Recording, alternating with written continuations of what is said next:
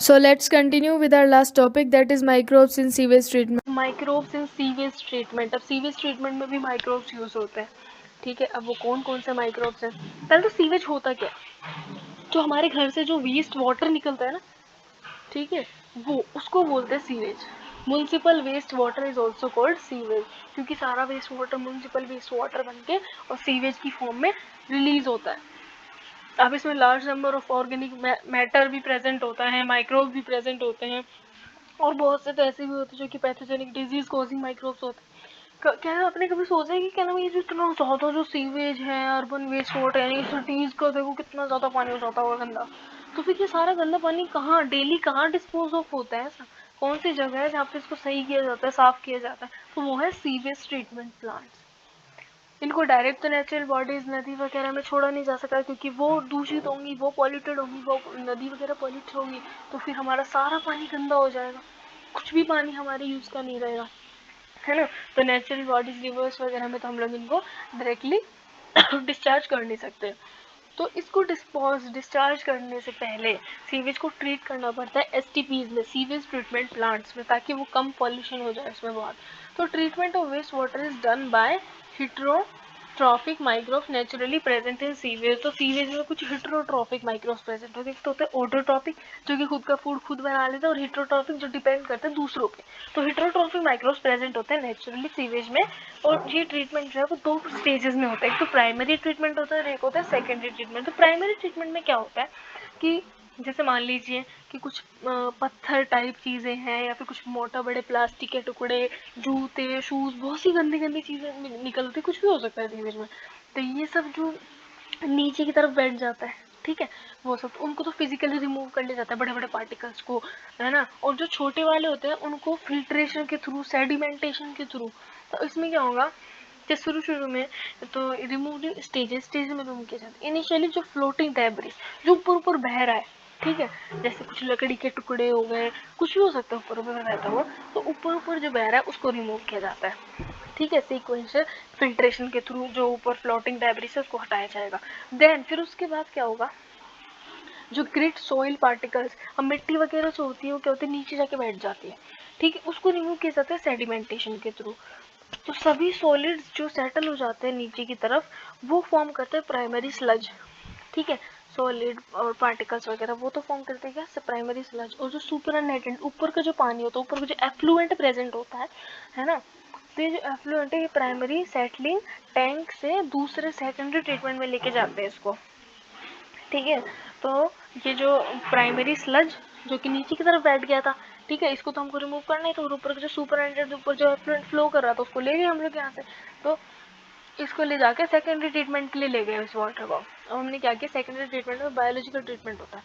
तो प्राइमरी जो एफ्लुएंट है, कौन, जो सुपर जो एफ्लुएंट फ्लो कर रहा था उसको प्राइमरी एफ्लुएंट ही तो बोलेंगे, क्योंकि वो प्राइमरी स्टेज से आया है, ठीक है, प्राइमरी ट्रीटमेंट होके आया उसका, तो उसको प्राइमरी एफ्लुएंट बोल दिया। अब वो प्राइमरी एफ्लुएंट को हम लोग बड़े बड़े एरेशन टैंक्स में भेजते हैं, जहाँ पे वो कॉन्स्टेंटली घूमते रहता है, एजिटेटेड मैकेनिकल, यानी कि मशीन के थ्रू उनको जोर से घुमाया जाता है उस वाटर को, ठीक है, क्योंकि वो गंदा तो है ना। और उसमें अंदर की तरफ एयर भी पंपिंग की जाती है। This allows the vigorous growth of useful aerobic microbes into flocs. अब उसमें क्योंकि उसमें माइक्रोब्स भी प्रेजेंट थे उस वाटर में, माइक्रोब्स तो बहुत छोटे होते हैं, तो वो तो ऐसा नहीं कि वो ग्रिड की तरह बैठ जाते हैं नीचे, नहीं, माइक्रोब तो थे।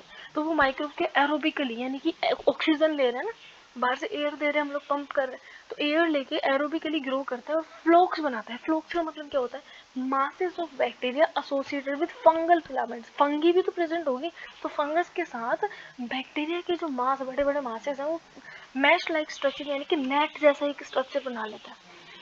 While growing, the microbes consume major part of organic matter in effluent। जो भी organic matter present था effluent में, वो सारे बैक्टीरिया कहते थे कि हम खा ले सारा organic matter, सब destroy खा ले। तो this significantly reduces the BOD, biochemical oxygen demand। BOD को क्या करता है, ये डिक्रीज करता है।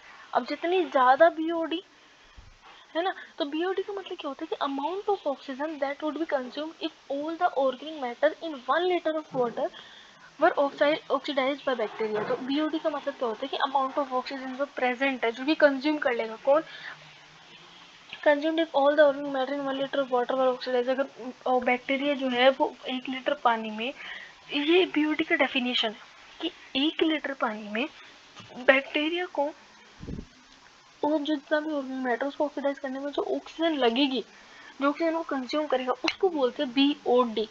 अब जो सीवेज जो ट्रीट है, जो सीवेज वाटर जो ट्रीट किया जाता है till the BOD is reduce, जब तक कि उसकी बायोकेमिकल ऑक्सीजन डिमांड यानी कि बीओडी कम नहीं हो जाती, तब तक उसको ट्रीट करते रहते घुमाते रहते।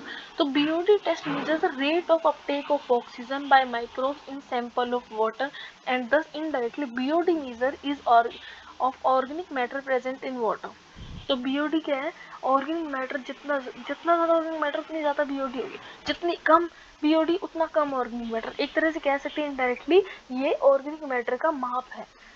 मतलब जितना ज़्यादा गंदगी प्रेजेंट होगा वाटर में ऑर्गेनिक, उतना ज़्यादा बीओडी होगा।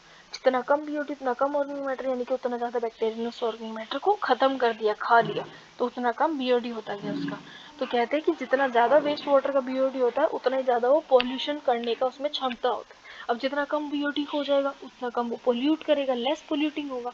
इस वजह से बीओडी को ये देखा जाता है कि बीओडी को रिड्यूस करना है हमको एफ्लुएंट से, और जब तक बीओडी रिड्यूस नहीं होती हम लोग उसको ट्रीट करते रहते हैं, यानी कि जब तक हम उसमें ऑक्सीजन एयर पंप करते रहते हैं, बैक्टीरिया सारे ऑर्गेनिक मैटर को खाते रहते हैं। ठीक है। Once the BOD of sewage waste water is treated significantly, the effluent is then passed into settling tank. अब क्या होगा, उस एफ्लुएंट को, उस वाटर को, वो जो एफ्लुएंट जो वो जो फ्लूइड बचा था, सुपरिटेंडेंट था, उसको पास किया जाता है सेटलिंग टैंक में। वहाँ पे क्या होगा, bacterial flocs are allowed to sediment. जो सेटलिंग टैंक में क्या होगा कि जो बैक्टीरियल फ्लोक्स थी बड़ी बड़ी, वो सब, वो जो mesh like net like structure बनाता है उन सबको बैठने के लिए, नीचे सिट करने के लिए, ताकि वो नीचे बैठ जाए सारी, उनको सबको अलाउ कर दिया जाता है सेडिमेंटेशन के लिए, यानी कि रोक दिया जाता है थोड़ी देर के लिए उस घुमाने वाली प्रोसेस को। तो सारे वो बड़े बड़े बड़े बड़े बैक्टीरिया के नेट लाइक स्ट्रक्चर के नीचे जाके सेट हो जाएंगे, बैठ जाएंगे, सेडिमेंट हो जाएंगे। This sediment is known as activated sludge. अब ये क्या है, एक तरह से इनोकुलम का काम करेगा, कहते हैं ना। हाँ, तो ये एक्टिवेटेड स्लज है। अब इसमें से छोटा सा पार्ट इस एक्टिवेटेड स्लज का फिर से एरेशन टैंक में डाल दिया जाता है ना। अब क्या पता हमको कि क्या नाम है आगे उसमें जो है वो इतना बड़ा बड़ा बन पाए कि नहीं बन पाए फ्लोक्स, तो हम थोड़ा सा डाल देंगे पहले से। अब फिर उसको घुमाएंगे तो फिर और जो बैक्टीरिया है वो भी उनकी तरह एक्ट करने लगाएंगे फ्लोक्स की तरह।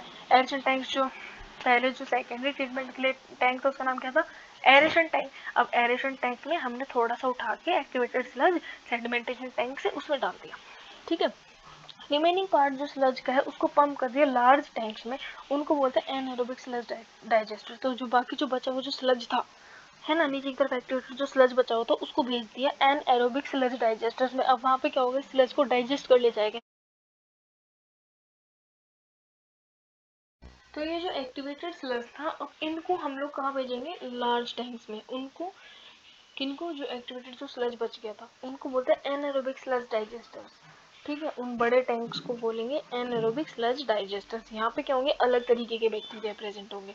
वो एनारोबिकली यानी कि बिना एयर पंप किए अंदर की साइड, हम लोग कोई एयर नहीं देंगे अंदर, वो लोग एनारोबिकली इन बैक्टीरिया को डाइजेस्ट कर लेंगे, फंगी को डाइजेस्ट कर लेंगे। ठीक है, स्लज में जो प्रेजेंट है। ड्यूरिंग दिस डाइजेशन बैक्टीरिया जो है वो large number of mixture of gases produce करता है। Produce the mixture of gases, जैसे कि मीथेन होता है उस गैस में। जब तक मतलब जैसे डिटेक्ट किया गया तो हमें क्या क्या मिला, मीथेन मिला है, हाइड्रोजन सल्फाइड मिला है और कार्बन डाइऑक्साइड। और ये जो गैसेस है ये बायोगैस बनाती है मिलकर। बायोगैस में बसकर ये है कि CO2, CH4 और H2 प्रेजेंट होता है, यहाँ पे H2S। तो ये सब मिलकर बायोगैस बना देती है and used as a source of energy as it is inflammable. तो ये जो गैस रिलीज होगी ये एक एनर्जी के सोर्स की तरह यूज किया जाता है इसको। ठीक है, तो the effluent from secondary treatment plant is generally release into natural bodies. So the effluent from the secondary treatment plant is generally released into natural water bodies like rivers and streams. तो अब ये जो effluent जो secondary treatment plant के बाद जो effluent आया, secondary effluent, अब इसको हम लोग इजीली नेचुरल वाटर बॉडीज जैसे कि रिवर, स्ट्रीम्स, इनमें आराम से रिलीज कर सकते हैं। क्यों? क्योंकि अब ये पूरी तरह से ट्रीट हो चुका है। ये जो वाटर जो पॉल्यूटेड था, कुछ टाइम पहले बहुत ज़्यादा अमाउंट में इसमें पॉल्यूशन था, अब वो बहुत कम लेवल पे हो चुका है, मीन्स ऑलमोस्ट ये प्योरीफाई हो चुका है ये वाटर। तो अब हम इसको नेचुरल स्ट्रीम्स में आराम से रिलीज कर सकते हैं। तो हमने क्या पढ़ा इसमें, सीवेज ट्रीटमेंट प्लांट्स में क्या होता है कि सबसे पहले एक तो होता है प्राइमरी ट्रीटमेंट और एक होता है सेकेंडरी ट्रीटमेंट।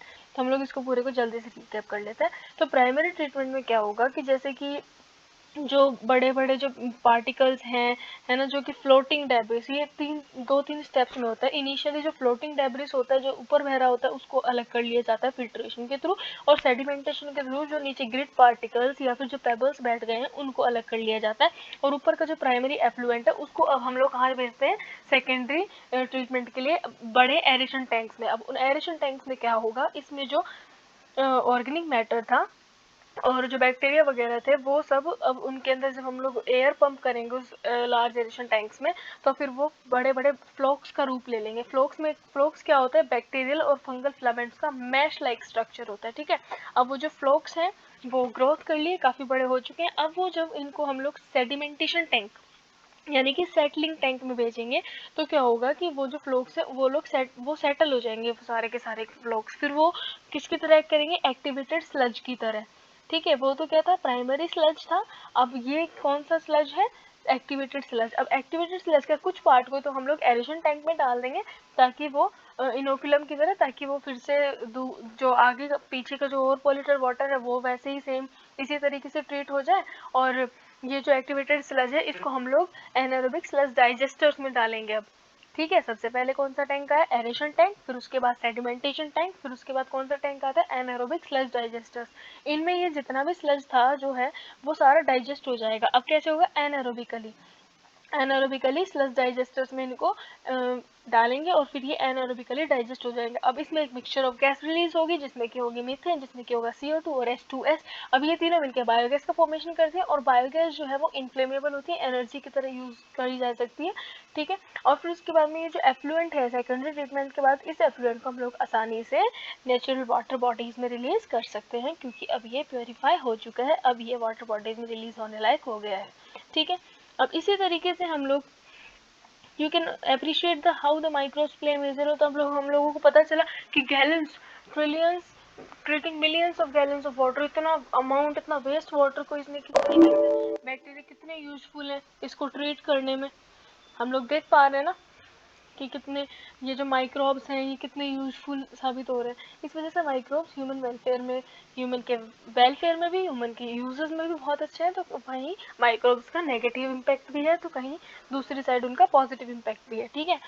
नेक्स्ट हमारे पास कहते हुआ है कि you are aware that due to increasing urbanisation, जितनी ज़्यादा सिटीज़ का फॉर्मेशन हो रहा है, अब गाँवों से सिटी में कन्वर्जन हो रहा है, मतलब रूरल एरियाज़ को अब अर्बन एरियाज में कन्वर्ट किया जा रहा है, ठीक है। तो सीवेज जो है वो प्रोड्यूस हो रहा है बहुत ज़्यादा अमाउंट में, ठीक है। However the number of the sewage treatment plant has not increase. अब उन वो इतने बढ़ नहीं पाए STPs इतने लार्ज अमाउंट ऑफ वाटर को ट्रीट करने के लिए।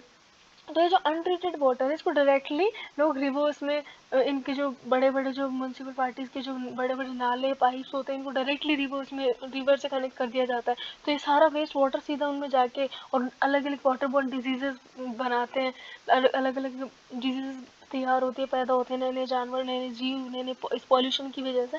इस वजह से मिनिस्ट्री ऑफ एनवायरनमेंट और फॉरेस्ट, ठीक है, उन्होंने ये एजेंडा लिया है, ये इनिशिएट किया है कि गंगा एक्शन प्लान और यमुना एक्शन प्लान का मतलब कि इनको साफ करने का प्लान, इनको साफ करने का एजेंडा उठाया है इन मिनिस्ट्रीज ने, ठीक है। For the major rivers of our country from pollution, to save these major rivers, हमारी बड़ी बड़ी नदियाँ हैं, इनको, इनके जल को शुद्ध माना जाता है, और इन्हीं को हम लोग इतना पॉल्यूट कर देंगे तो फिर कहाँ से शुद्ध जल आएगा। तो इनको हम इन साफ सुथरी इन शुद्ध नदियों को, जिनका पानी इतना शुद्ध माना जाता है, उनको साफ करने का इन्होंने एजेंडा बनाया है, ठीक है। Under these plans it is propose to build a large number of sewage treatment plants, ज़्यादा से ज़्यादा STPs बने, सो दैट ताकि ट्रीटेड वाटर ही डिस्चार्ज हो पाए, अनट्रीटेड वाटर डिस्चार्ज ना हो पाए। और हर जगह पे ये चेक्स लगा देने चाहिए, ठीक है, ताकि नदियाँ दूषित ना हो, गंदा पानी उनमें ना जाए, पॉल्यूशन ना फैले उनमें। तो visit to sewage treatment plant situation in any place near you will be interesting and educating experience. तो हम लोग कहते हैं ना कि हम लोग कहीं जाएं घूमने, बेटर होगा हम लोग इस तरह से STPs वगैरह, या फिर आसपास में कहीं बायोलॉजिकल पार्क, वगैरह सब देखने जाते, तो उससे हमारी नॉलेज भी बढ़ेगी, हमारे एजुकेशनली भी हम लोग एक्सपीरियंस भी कर पाएंगे, उसको प्रैक्टिकली उस हर चीज़ को देख पाएंगे और अच्छे से समझ पाएंगे। जितना हम यहाँ पे थियोरी के थ्रू समझ पा रहे हैं और जितना हम लोग अपनी आंखों से देखेंगे, उसको ऑब्जर्व करेंगे, फिर उसको प्रैक्टिकली समझ पाएंगे, तो वो हमें और अच्छे से समझ आएगा। जैसे बायोगैस प्लांट है, इसको हम लोग कहीं जाके देखें, या फिर ये जो एसटीपी सीवेज ट्रीटमेंट प्लांट है, इस टाइप की चीज़ है जो कि हमें नॉलेज भी दें और साथ में हमारा जो स्किल्स हैं, माइंड की स्किल्स, उनको भी इंक्रीमेंट करने में काम आए। ठीक है, और ये काफ़ी इंटरेस्टिंग भी होगा, ये बहुत ही अच्छा एक्सपीरियंस भी होगा। तो अगर आप लोगों को कभी भी मौका मिलता है तो इस तरह की जगह पे जाएं, नॉलेज लें और अपना अपना एक्साइटमेंट, अपना इंटरेस्टिंग सा माहौल भी बन जाता है जब हम लोग ऐसी चीज़ें देखने जाते हैं। चलो अब आगे देखते हैं कि microbes in production of biogas. Biogas क्या होता है? It is the mixture of gases containing predominantly methane, यानी कि मीथेन इसमें ज़्यादा अमाउंट में प्रेजेंट होता है, बाकी मिक्सचर ऑफ गैसेस होता है। Produce by microbial activity, microbe की एक्टिविटी के बाद प्रोड्यूस होती है गैस, विच में भी यूज एज फ्यूल, और इसको फ्यूल की तरह, क्यों? क्योंकि ये एक तरह से एनर्जी इनफ्लेमेबल गैस है। ठीक है, तो ये एनर्जी की तरह यूज हो सकती है, तो फ्यूल की तरह यूज की जा सकती है। You have learned that microbes from different type of gases and products during the micro produce करते हैं अलग अलग तरीके के gases product during the growth and metabolism. इस टाइम वो कोई रिएक्शन कर रहे होते हैं या फिर ग्रोथ कर रहे होते हैं, उस टाइम वो अलग अलग टाइप की गैसेस रिलीज करते हैं। The type of the gases produce depends on the microbe and the organic substrate they utilise. अब किस तरीके की गैस रिलीज होगी वो डिपेंड करता है कि किस टाइप का ऑर्गेनिक सबस्ट्रेट जिसको वो यूटिलाइज कर रहे हैं, किस टाइप का ऑर्गेनिक सबस्ट्रेट है, वो सब्सटेंस कैसा है जिसके ऊपर वो रिएक्शन कर रहे हैं, अपना मेटाबॉलिज्म शो कर रहे हैं। तो in example cited relation to fermentation of dough, cheese making, production of beverages, main gas जो प्रोड्यूस हो रही थी वो क्या थी? CO2। माइक्रोब जिस टाइम फर्मेंटेशन कर रहे थे डो का, या फिर चीज बना रहे थे, या फिर बीवरेजेस, ठीक है, सीवेज, तो उस टाइम मेन गैस जो प्रोड्यूस हो रही थी वो कौन सी होती थी? CO2। ठीक है, हाउएवर सर्टेन बैक्टीरिया, कुछ बैक्टीरिया जो कि एनारोबिकली ग्रो करते हैं, किसमें? सीवेज ट्रीटमेंट प्लांट में। सेकेंडरी ट्रीटमेंट में हमने पढ़ा था क्या? जो एनारोबिकली ग्रो करता है ऑन सेल्यूलोजिक मटेरियल। ठीक है, वहाँ पे भी एनारोबिक बैक्टीरिया थे, यहाँ पे सेल्यूलोजिक मटेरियल पे जो ग्रो करते हैं, produce large amount of methane. वो क्या प्रोड्यूस करते हैं? Large amount of methane produce करते हैं along with CO2 and H2। CO2 और H2, वहाँ पे क्या कौन कौन सी गैसेज रिलीज होती है? H2S, CO2, CH4। यहाँ पे CH4, CO2 और H2, नॉट H2S। ठीक है, तो जो सेल्यूलोजिक मटेरियल पे एनारोबिकली माइक्रोब्स ग्रो करते हैं वो ये गैसेस रिलीज करते हैं। तो इन बैक्टीरिया को हम लोग कलेक्टिवली क्या बोलते हैं? मिथेनोजेंस। क्यों? क्योंकि मिथेन लार्ज अमाउंट में प्रोड्यूस होती है ना, बाकी गैसेस होती है प्रोड्यूस लेकिन थोड़े कम अमाउंट में मिथेन की कंपैरिजन में। ठीक है, तो these bacteria are collectively known as methanogens. One such bacterium is methanobacterium. तो bacteria which are commonly found in anaerobic sludge during the sewage treatment plant, और यही बैक्टीरिया सीवेज ट्रीटमेंट प्लांट में भी मिलता है। This bacteria are also present in human. कहाँ present होता है? ह्यूमन, यानी कि a part of stomach of cattle, cattle के स्टमक के एक पार्ट को ह्यूमन बोलते हैं। ठीक है, उसमें भी प्रेजेंट होता है कौन? यही मीथेन बैक्टीरिया, मिथेनोबैक्टीरियम, मिथेनोजेंस कह सकते हैं। तो ये प्रेजेंट होते हैं। तो lot of cellulosic material present in the food of cattle. अब कैटल के फूड में बहुत सारा सेल्यूलोजिक मटेरियल है। ठीक है, उस पर एनारोबिकली ग्रो करेंगे, उसके ऊपर रिएक्शन करेंगे, ऑल्सो प्रेजेंट है ना। तो ये बहुत सारा सेल्यूलोजिक मटेरियल कहाँ प्रेजेंट होता है? र्यूमेन में, कैटल्स की। तो र्यूमेन में ये बैक्टीरिया हेल्प करते हैं break down of cellulose and play an important role in nutrition to cattle. हम कैटल को न्यूट्रिशन देने में बहुत इंपॉर्टेंट रोल प्ले करते हैं।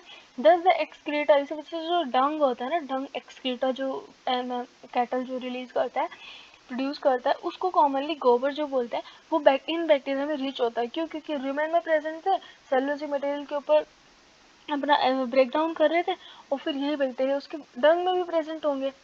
ठीक है, और dung can be used for generation of biogas, और इस तरीके से जो डंग है, जो कैटल डंग है, ये बायोगैस के प्रोडक्शन के लिए, जनरेशन के लिए बहुत कारगर साबित हो सकता है, बहुत अच्छा हो सकता है। एंड इसको कॉमनली गोबर गैस भी बोला जाता है, बायोगैस को। ठीक है, तो बायोगैस प्लांट में अब क्या होता है? चलो इस प्लांट के बारे में समझते हैं। इसमें पता है क्या होता है?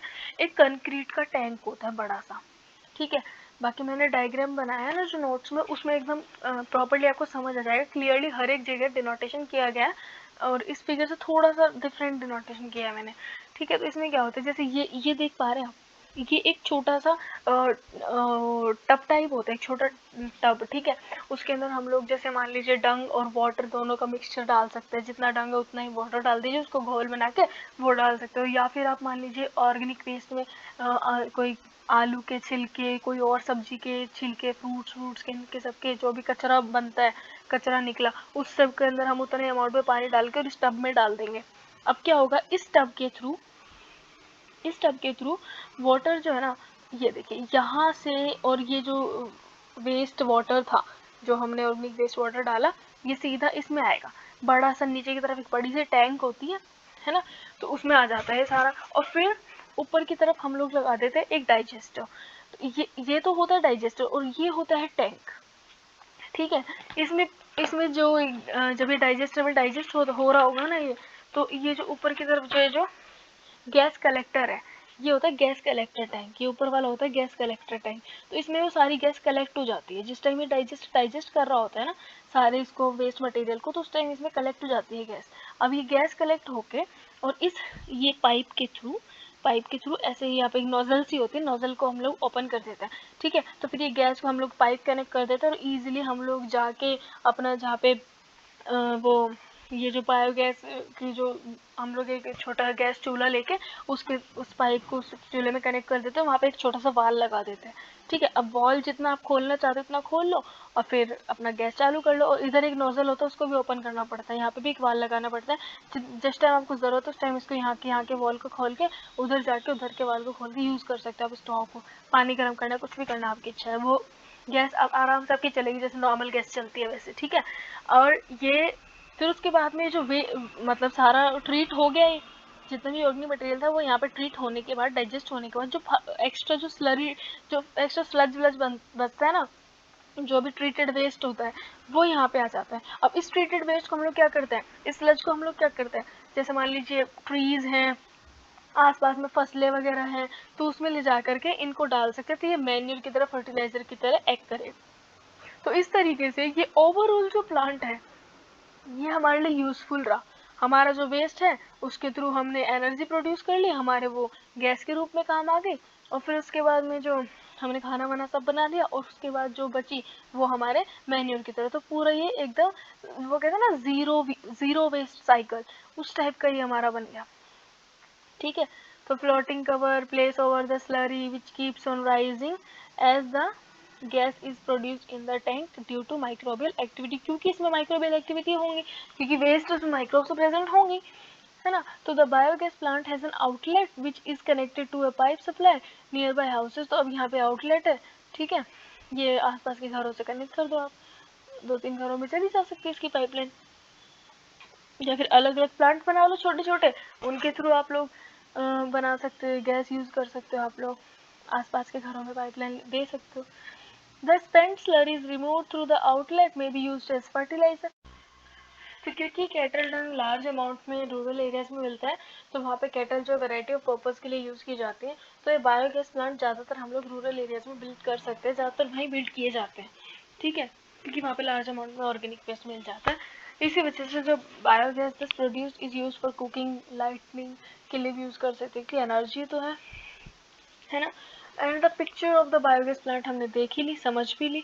And the technology of biogas production was developed in India mainly due to efforts of Indian agriculture research institute and Khadi and village industries commission, ठीक है। अगर आप स्कूल हैं कहीं आसपास सिचुएट तो आप विजिट कर सकते हैं, वहाँ जाके आप लोग और सीख सकते हैं, लोगों से पूछ सकते हैं एक्चुअली कैसे मैनेज किया जाता है इसको, ठीक है। So please like, share and subscribe the video. Thank you.